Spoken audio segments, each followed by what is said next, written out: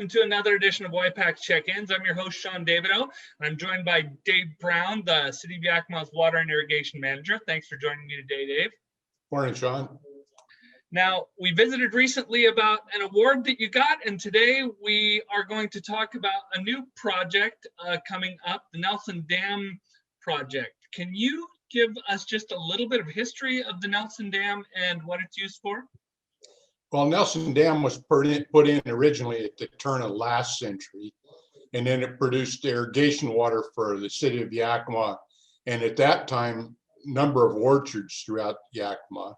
And then it turned into over the years, we decided to plant houses instead of new trees. So it turned into just an irrigation system for lawns and gardens at residences.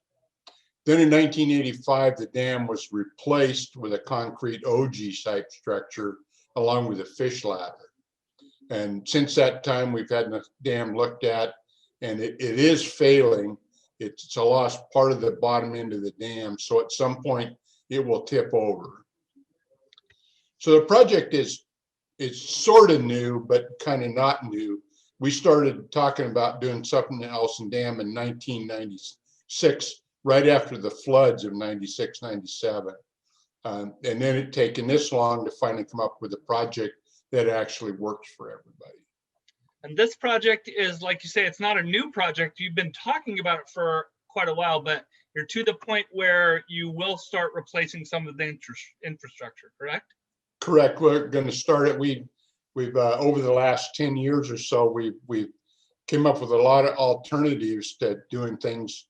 In fact, designing some screens, and that turned out it wasn't just screens, it was a lot more than screens. It turned out that we needed to work with the Yakima County Flood Control Zone District and make a structure that really meets flood risk reduction opportunities. Then we worked with the Yakima Nation and NOAA Fisheries and U.S. Fish and Wildlife, Washington Department of Fish and Wildlife, and came up with a structure that would also allow fish passage, which is currently impeded at best at Nelson Dam. And in some cases, depending on the species, it's a complete barrier.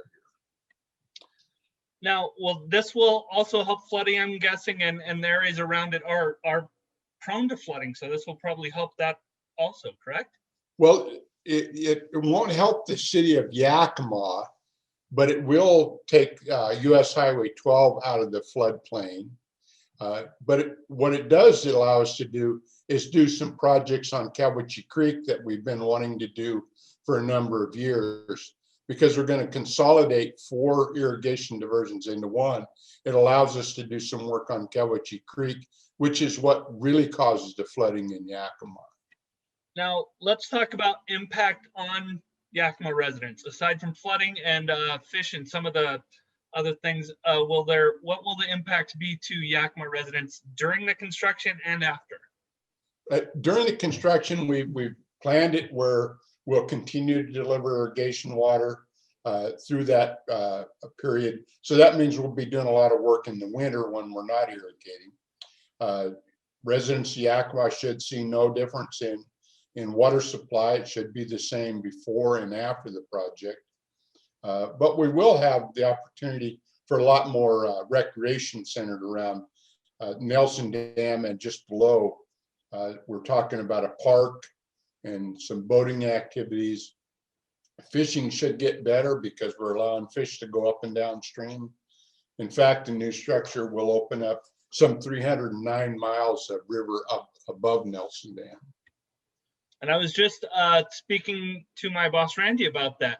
It is a little challenging. I'm a fisherman, and it is a little challenging to get to that portion of the river and find fish and do some of the recreation things in that area. So that will tremendously help residents.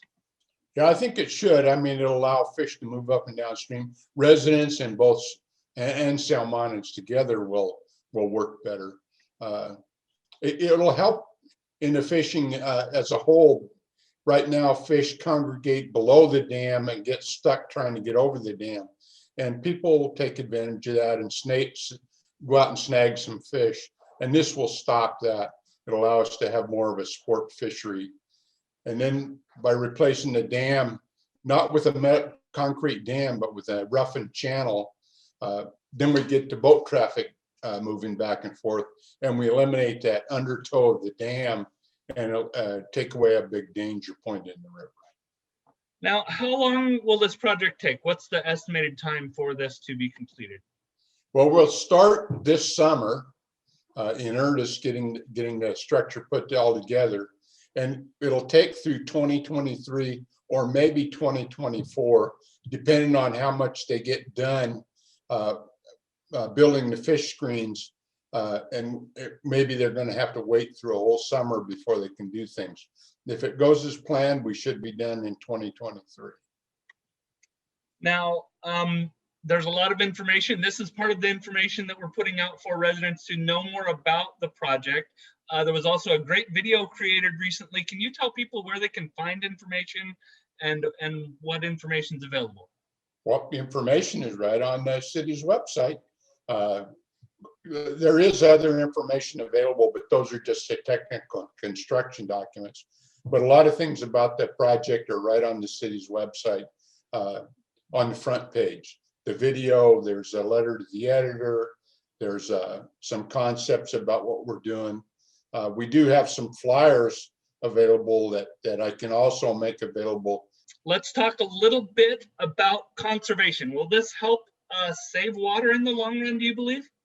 No, we've already done that. We spent from 1994 or 1996 on replacing the irrigation system. So we started back in 1996 talking about what were we going to do about our leaky irrigation system. And then we formed a utility, got us out of the LIDs that we used to run the irrigation systems under. And then in 2004, we took out a bond on the irrigation utility and started replacing wood stave mains. We replaced some 32 miles of that wood stave main, and we've taken our diversion from over 24 CFS to less than half of that. So we're saving all that water. Doing that was the preparation for what we're doing now. The project is currently, it's fully permitted.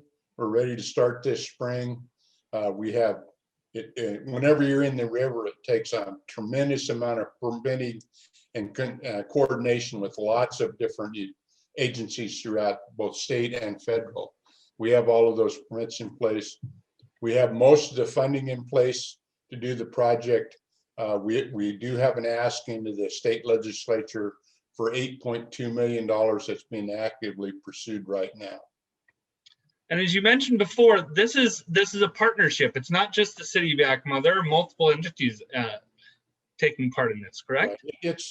It's mostly the project is city of Yakima as the leader, and then we're working with the Yakima County Flood Control Zone District, who's been a tremendous partner in this, and then also Washington State Fish and Wildlife, NOAA, right, fisheries.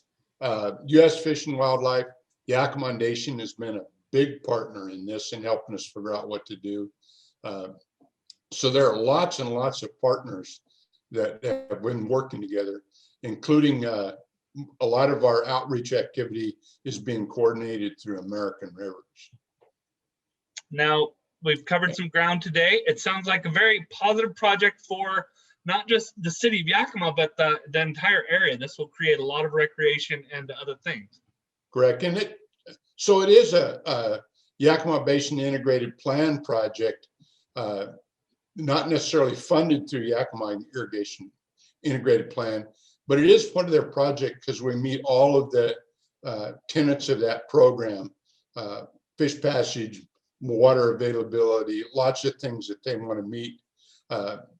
And then it added on as lots of recreational activities. It allows us to build a park, do all kinds of things that are in the lower Cowiche Creek area. So the county has already purchased property down there in preparation to do a park. That's some great information. I'm sure that we'll talk to you again about this, Dave. So thank you very much for joining me today. Bet. Thank you, Sean. Thank you all for joining us.